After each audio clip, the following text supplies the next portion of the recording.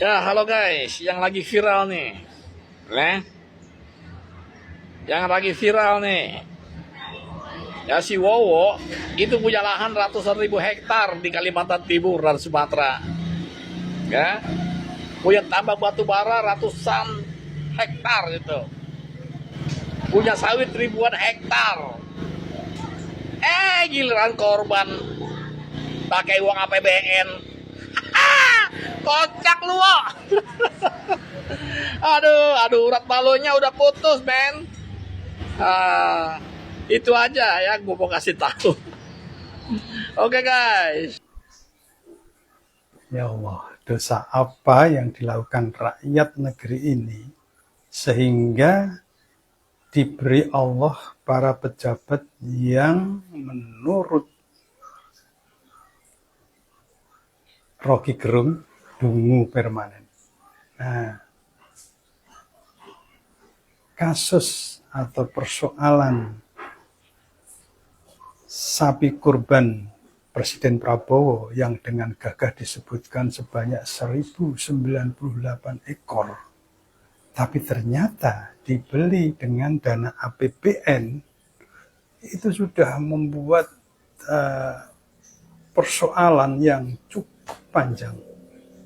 Nah, banyak yang berpendapat, netizen berpendapat bahwa itu tidak sah. Karena apa? Karena fikih kurban, bahwa kurban itu adalah ibadah pribadi. Mestinya menggunakan dana pribadi, bukan dana orang lain, apalagi dana rakyat yang merupakan dana negara di APBN. Meskipun sekretaris negara Setnek itu menyebutkan bahwa dalam APBN ada dana bantuan presiden. Nah, ini harus dipisahkan bantuan presiden dengan kurban. Kurban itu pribadi. Kalau Prabowo rogoh koceknya pribadi silahkan. Dan saya yakin Prabowo mampu hanya 100 miliar. 1098 ekor sapi itu nilainya 100 miliar diambil dari dana APBN. Kalau presiden mestinya Prabowo mampu, tapi Prabowo nampaknya tidak mau atau tidak tahu. Nah, sayangnya orang-orang di sekitar presiden, baik itu Menteri Agama, Majelis Ulama Indonesia, tidak menjelaskan secara benar bagaimana fikih kurban yang benar itu. Nah, MUI malah ada tuh netizen yang menyebutkan MUI itu kalau nyebokin pakai air dong, nyebokin kok pakai lidah, itu namanya menjilat. Ini nyebokin sekalian menjilat mungkin ya. Nah, ini MUI itu membenarkan bahwa eh, kurban presiden dengan menggunakan dana bantuan presiden di APBN itu tidak salah secara syar'i. Itu diungkapkan oleh Ketua MUI Bidang Fatwa Profesor Kiai Haji Asrorun Niam Soleh. Kata Niam, sapaan akrabnya, model pengadaan hewan kurban oleh kepala negara menggunakan kas negara memiliki landasan fikih yang kuat dalam sejarah Islam. Guru besar ilmu fikih UIN Jakarta tersebut merujuk pada hadis riwayat Imam Bukhari yang menjelaskan tata cara berkurban bagi seorang pemimpin atau imam. Tapi Profesor Niam lupa bahwa uh, fikih kurban itu memang mensyaratkan kurban itu adalah dana pribadi, bukan dana orang lain atau dana dari negara. Nah, ini Wakil Rektor UIN, Profesor Ahmad Tolabi, menjelaskan yang berbeda. Dan ini yang menurut saya benar.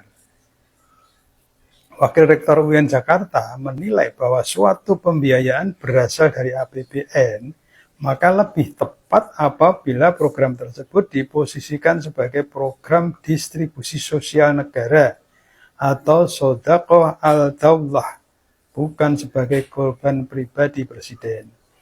Dalam perspektif fikih, ibadah maliyah pribadi seharusnya menggunakan harta pribadi agar memenuhi aspek kepemilikan dari dimensi ibadah pribadi.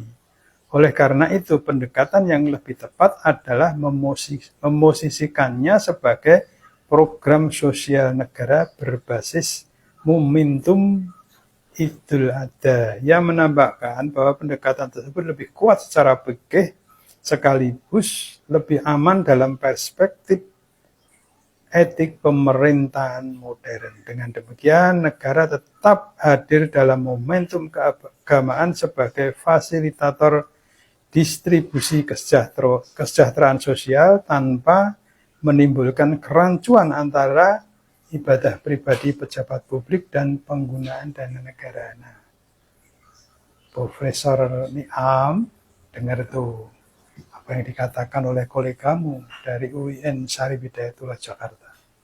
Kita tunggu kabar selanjutnya. Salam waras. Hari ini ngomong bahasa Prancis penting. Kemarin bahasa Portugis mau diajarin di sekolah. Besok habis ketemu negara lain apalagi coba. Masalahnya bukan anti pada bahasa asing. Bahasa asing itu penting. Inggris penting, Mandarin penting, Arab penting. Tapi pendidikan nasional itu harus dibangun dari kebutuhan jangka panjang bangsa. Bukan dari euforia habis kunjungan kenegaraan. Bahasa Inggris kita, bahkan di Asia, Indonesia masih kalah dibandingkan dengan Malaysia, Filipina, Korea Selatan, Hong Kong. Malaysia dan Filipina punya skor jauh lebih tinggi, dan itu berpengaruh besar ke daya tarik perusahaan multinasional untuk investasi. Perusahaan multinasional bukan cuma lihat upah murah, karena bahasa bisnis global mayoritas tetap bahasa Inggris. Sekolah kita masih banyak yang kekurangan guru, literasi anak buruk, matematika jeblok, bahasa Indonesia aja banyak yang belum kuat. Tapi yang sibuk dibahas malah bahasa negara mana yang lagi deket secara diplomatik. Jangan sampai kurikulum pendidikan berubah kayak playlist tamu negara. Hari ini Portugis, besok Perancis, lusa entah apa lagi. Pendidikan itu fondasi negara, bukan souvenir hubungan bilateral. Stay smart dan tetap kritis. Follow Tenar Putra. Bahkan untuk urusan ibadah kurban pun hari ini hukum Islam seperti dilecehkan, ditelantarkan. Sampai ada seorang penguasa melakukan kurban atas nama pribadinya, tetapi menggunakan anggaran negara yang berasal dari seluruh rakyat. Tiba-tiba para ulamanya bukan hanya menjadi syaitonun akhros atau menjadi setan bisu yang ketika ada kezaliman dia diam, bahkan menjadi syaitonun nate, yakni apa? Juru bicara setan, karena dia membela kezaliman itu, membela kekeliruan itu dengan berbagai dalih.